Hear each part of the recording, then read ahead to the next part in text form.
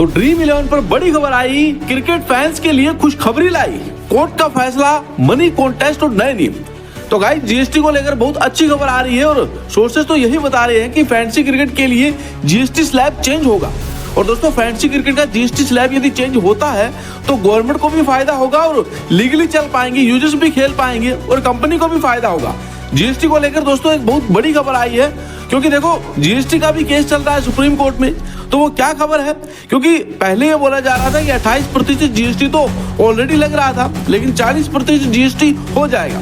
लेकिन दोस्तों जो न्यूज या खबर जो आई है उससे तो पूरी तरह से तहलका मच जाएगा, पूरी तरह से ऐप चेंज हो जाएगा, पूरी तरह से जो गवर्नमेंट को भी बेनिफिट होने वाला है और कंपनी को भी बेनिफिट होने वाला है। यूजर्स को तो ऑलरेडी सीधी सी बात है बेनिफिट होगा ही। तो बहुत ही एक इंपॉर्टेंट न्यूज है मैं आपको देने वाला हूं, तो मेरी रिक्वेस्ट है वीडियो पूरा देखिएगा। वीडियो अच्छा लगे तो लाइक कर दीजिएगा, चैनल को जरूर सब्सक्राइब कर लीजिएगा और दोस्तों आप मेरे टेलीग्राम से जरूर जुड़ जाइएगा, जिसका लिंक मैंने डिस्क्रिप्शन में दिया हुआ है और कमेंट बॉक्स में सबसे ऊपर टेलीग्राम का लिंक पिन कर रखा है, क्योंकि दोस्तों सबसे पहले वहां पर आपको न्यूज भी मिलती है, आप हमसे जुड़े रहते हैं और दूसरा दोस्तों वहां पे आपको बेस्ट टू बेस्ट फैंसी की टीम मिल जाती है। और देखो अभी बिग बैश लीग चल रहा है, इंटरनेशनल T20 लीग चल रहा है, उसके अलावा बहुत सारी अच्छी लीग स्टार्ट होने वाली है। तो सबसे पहले आपको टेलीग्राम पे वहां पे जो बेस्ट टू बेस्ट टीम मिल जाती है जिससे आप खेल सकते हो। और दोस्तों देखो यदि आपको खेलना है तो सिर्फ जंबो ऐप पे खेलिएगा और किसी भी ऐप पे मत खेलिएगा। बहुत सारे इलीगल ऐप भी लोग प्रमोट कर रहे हैं, ऐसे ऐप्स भी लोग प्रमोट कर रहे हैं अपने टेलीग्राम पे जो क्लेम कर रहे हैं कि नो TDS नो जीएसटी।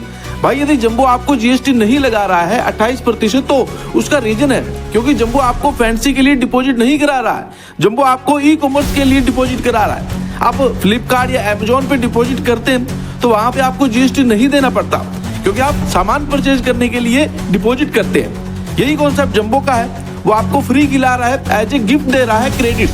जितना भी आप अमाउंट डिपॉजिट करेंगे यहाँ पे ई कॉमर्स के लिए उतना ही सेम क्रेडिट आपको जंबो दे देगा फैंसी के लिए।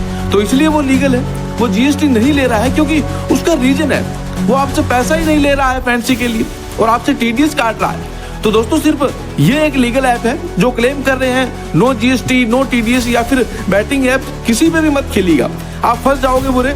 थोड़े से लालच के लिए, थोड़े से जीएसटी या TDS की वजह से आप फंस जाओगे, उन पे मत खेलिएगा। सिर्फ जंबो एक लीगल ऐप है, यहाँ पर आप खेल सकते हैं, इंडियन बेस्ड ऐप है, इसी को पेमेंट गेटवेज भी मिला हुआ है। डिस्क्रिप्शन बॉक्स में सबसे ऊपर लिंक है जंबो का, यदि खेलना है तो सिर्फ इसी ऐप पे खेलिएगा। इसके अलावा अभी के टाइम किसी भी ऐप पे मत खेलिएगा, प्लीज मेरी रिक्वेस्ट है। अब यदि बात करें, देखो जीएसटी से रिलेटेड न्यूज आई है। अभी तक क्या हो रहा था कि कुछ टाइम से 28% जीएसटी लग रहा था, जो कि प्लेटफॉर्म है अपने पास से फीस दे रही थी जीएसटी की।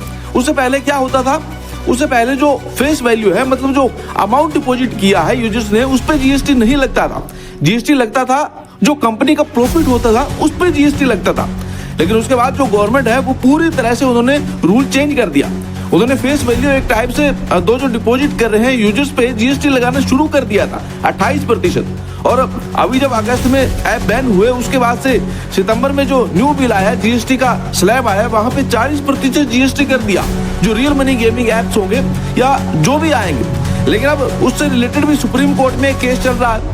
देखो जब अगस्त में ये ड्रीम 11 को बैन करने का डिसीजन लिया गया, उससे पहले जीएसटी का जो केस चल रहा था वहां पर ड्रीम 11 की विनिंग होने वाली थी, जीएसटी स्लैब कम होने वाला था और वो सिर्फ प्लेटफॉर्म फीस पे लगने वाला था, मतलब प्लेटफॉर्म का जो उसका कमीशन था उस पे होने वाला था, उस पे लगने वाला था। लेकिन दोस्तों जब इनकी जीत होने वाली थी उसके बाद गवर्नमेंट देखा कि भाई चलो हम ये बैन कर देते हैं, और गवर्नमेंट ने बैन कर दिया पूरी तरह से। लेकिन अभी जो सुप्रीम कोर्ट में केस चल रहा है वहां पे दोस्तों जीएसटी का भी जो है एक अलग केस चल रहा है। वहां से एक न्यूज आ रही है, एक बड़े सोर्सेज से न्यूज आ रही है कि जो जीएसटी स्लैब है वो चेंज होगा, 40% नहीं होगा, 28% होगा। लेकिन वो फेस वैल्यू पे नहीं होगा, मतलब जो यूजर्स डिपॉजिट कर रहा है उस पे नहीं होगा।